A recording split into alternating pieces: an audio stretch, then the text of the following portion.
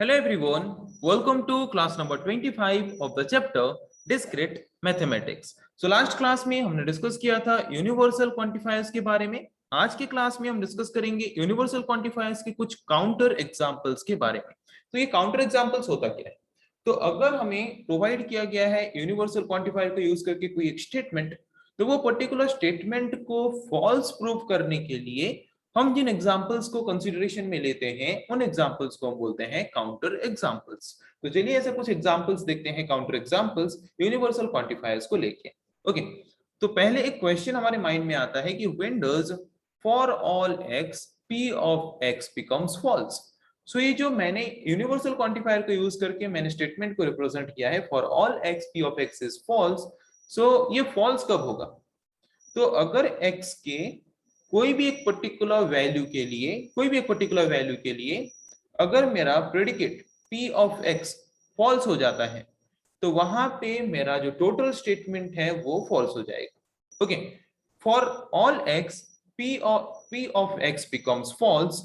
कब फॉल्स होगा? When p of x is not always true. अगर x के हर एक वैल्यू के लिए मेरा p ऑफ x ट्रू नहीं होता, कोई भी एक पर्टिकुलर वैल्यू के लिए भी अगर मेरा p ऑफ x फॉल्स हो जाता है तो वहां पे मेरा टोटल स्टेटमेंट फॉल्स हो जाएगा। ओके, सो यहाँ पे x क्या है? x is the domain under consideration. मतलब जैसे कि मैंने वहां पे लिया था लास्ट क्लास में x plus 1 greater than x, तो वहां पे जो मेरा x है, x क्या है? x एक वेरिएबल है जिसके लिए मैंने कुछ पॉसिबल सेट ऑफ वैल्यूज लिए हैं, जिन पॉसिबल सेट ऑफ वैल्यूज को हम बोलते हैं डोमेन। जैसे कि x के लिए मैंने वहां पे पॉसिबल सेट ऑफ वैल्यूज क्या लिया था लास्ट क्लास में? All positive integers. ओके, वैसे ही अगर मैंने यहाँ पे एक स्टेटमेंट लिया है, स्टेटमेंट में मैंने x एक वेरिएबल लिया है, तो उस पर्टिकुलर x वेरिएबल के लिए जो भी पॉसिबल सेट ऑफ वैल्यूज मैंने लिया है उसको हम बोलते हैं क्या? उसको हम बोलते हैं डोमेन। और उस डोमेन के हर एक वैल्यू के लिए अगर मेरा प्रेडिकेट ट्रू है तो तब जाके हम बोलेंगे कि for all x p of x is true. But अगर कोई एक भी पर्टिकुलर वैल्यू के लिए, कोई भी एक पर्टिकुलर x के वैल्यू के लिए अगर मेरा p ऑफ x फॉल्स हो जाता है, ट्रू नहीं होता, तो हम यहाँ पे बोल सकते हैं कि for all x p of x becomes false. Okay, तो इसके कुछ एग्जांपल्स लेते हैं। तो फर्स्ट एग्जांपल यहाँ पे मैंने लिया है कि let p of x be the statement. p of x एक स्टेटमेंट है, क्या है? x less than 7। So what is the truth value of the quantification for all x p of x where the domain consists of all positive integers? तो question हमें ये बोला है कि p of x क्या है? p of x रिप्रेजेंट कर रहा है एक स्टेटमेंट को। क्या है वो statement? x less than 7। Okay, so what is the truth value of the quantification? तो इस पर्टिकुलर स्टेटमेंट को मैंने क्वांटिफिकेशन के फॉर्म में बाय यूजिंग यूनिवर्सल क्वांटिफायर मैंने रिप्रेजेंट किया है। किस फॉर्म में? For all x p of x is true. Okay, x के हर एक वैल्यू के लिए p ऑफ x मतलब ये हमेशा मेरा ट्रू होने वाला है। तो चेक करते हैं इसका ट्रुथ वैल्यू हमेशा ट्रू होने वाला है या नहीं। तो इसका ट्रुथ वैल्यू फॉल्स कब आएगा? अगर एक बार भी कोई एक भी x के वैल्यू के लिए मेरा वहां पे क्या होता है, p ऑफ x अगर फॉल्स हो जाता है तो इसका ट्रुथ वैल्यू हो जाएगा फॉल्स। और हर एक x के वैल्यू के लिए अगर मेरा यहाँ पे p ऑफ x ट्रू हो जाता है तो वहां पे मेरा ट्रुथ वैल्यू हो जाएगा ट्रू। ओके, तो यहाँ पे हमें डोमेन चाहिए उसको चेक करने के लिए। Without domain we can not define the universal quantification of a particular statement. तो यहाँ पे हमें डोमेन क्या प्रोवाइड किया गया है? Domain consist of all positive integers. जितने भी पॉजिटिव इंटीजर्स हैं वो डोमेन के हिसाब से हमें यहाँ पे क्या किया गया है? हमें यहाँ पे डोमेन के हिसाब से प्रोवाइड किया गया है। ओके, इतना समझ आ गया क्वेश्चन क्या बोला है हमें? तो डोमेन में यहाँ पे क्या प्रोवाइड किया है कि डोमेन प्रोवाइड किया गया है all positive integers. All positive integers, हर एक पॉजिटिव इंटीजर वैल्यू को हम x के वैल्यू के हिसाब से कंसीडर कर सकते हैं। और हर एक पॉजिटिव इंटीजर वैल्यू के लिए मेरा p ऑफ x भी ट्रू होना चाहिए, तब जाके इसका ट्रुथ वैल्यू ट्रू आएगा, अदरवाइज फॉल्स आएगा। तो कंसीडर करते हैं p of 1, 1 less than 7, 2 less than 7, 3 less than 7, 4 less than 7, 5 less than 7 and 6 less than 7। तब तक मेरा स्टेटमेंट ट्रू आएगा।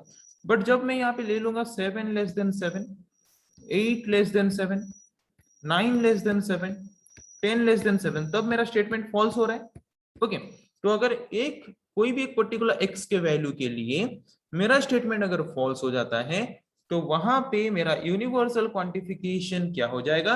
यूनिवर्सल क्वांटिफिकेशन का ट्रुथ वैल्यू वहां पे मेरा आ जाएगा फॉल्स। और अगर हर एक x के वैल्यू के लिए मेरा यूनिवर्सल क्वांटिफिकेशन का वैल्यू अगर ट्रू होता तो वहां पे मेरा ट्रुथ वैल्यू क्या आता, ट्रू आता। तो यहाँ पे मेरा आंसर क्या मिलने वाला है मुझे, what is the truth value of this quantification, false. Okay, so answer में इसको कैसे रिप्रेजेंट करना है, so first we have to find just one counter example is enough to make this false. मुझे सिर्फ एक ही काउंटर एग्जांपल फाइंड करना है, मतलब मुझे सिर्फ एक ही ऐसा एग्जांपल फाइंड करना है जिसकी वजह से ये फॉल्स है। ओके, मुझे ये प्रूव करना है कि x के हर एक वैल्यू के लिए p ऑफ x ट्रू नहीं है। तो अगर मेरा यहाँ पे क्वेश्चन प्रोवाइड किया गया है x लेस देन 7 और डोमेन मुझे प्रोवाइड किया गया है ऑल पॉजिटिव इंटीजर्स, सो वहां पे मोर देन 7, 8, 9, 10, 11, 12 ये सारे पॉजिटिव इंटीजर्स हैं। अगर इनको मैं वैल्यू के हिसाब से लूं x का और यहाँ पे अप्लाई करूं तो ये स्टेटमेंट क्या होगा, फॉल्स होगा। तो वहां पे एक बार भी अगर हमारे स्टेटमेंट फॉल्स हो जाता है तो वहां पे यूनिवर्सल क्वांटिफिकेशन हमारा क्या होता है, उसका ट्रुथ वैल्यू क्या होता है, फॉल्स। ओके, जैसे कि मैंने यहाँ पे एक ही वैल्यू लिया 9, सो अगर p का वैल्यू मैंने 9 लिया है तब मेरा जो स्टेटमेंट है, स्टेटमेंट क्या आता है, फॉल्स आता है।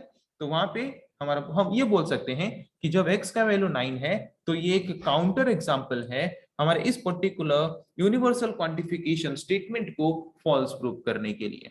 Okay, so this show that p of x is not true for every x in the domain of positive integers।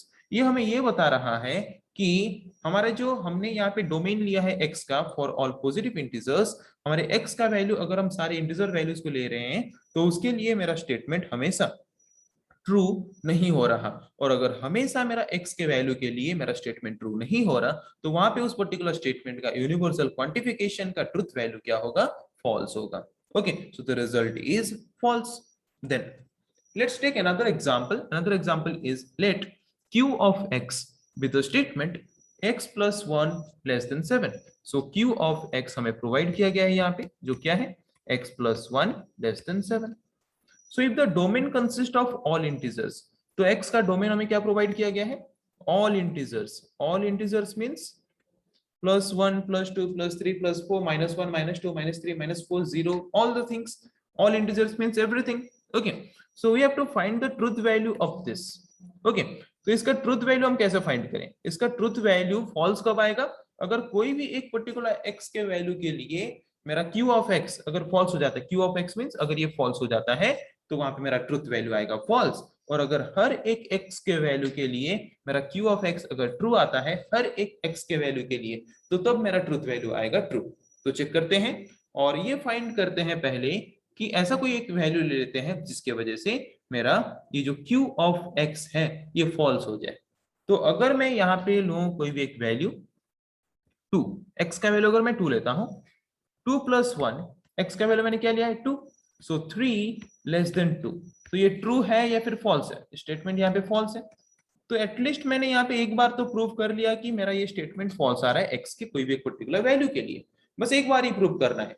कोई एक बार भी या फिर कोई एक बार ही अगर मेरा कोई भी x के वैल्यू के लिए मेरा स्टेटमेंट फॉल्स हो जाता है तो वहां पे मेरा यूनिवर्सल क्वांटिफिकेशन वाला जो स्टेटमेंट है उसका ट्रुथ वैल्यू क्या हो जाएगा, फॉल्स। तो इस पर्टिकुलर स्टेटमेंट के लिए मेरा यूनिवर्सल क्वांटिफिकेशन का ट्रुथ वैल्यू क्या आ जाएगा, फॉल्स, क्योंकि मैंने यहाँ पे एक बार प्रूव कर लिया कि x के एक पर्टिकुलर वैल्यू के लिए मेरा यहाँ पे यूनिवर्सल क्वांटिफिकेशन फॉल्स वैल्यू मुझे रिटर्न कर रहा है।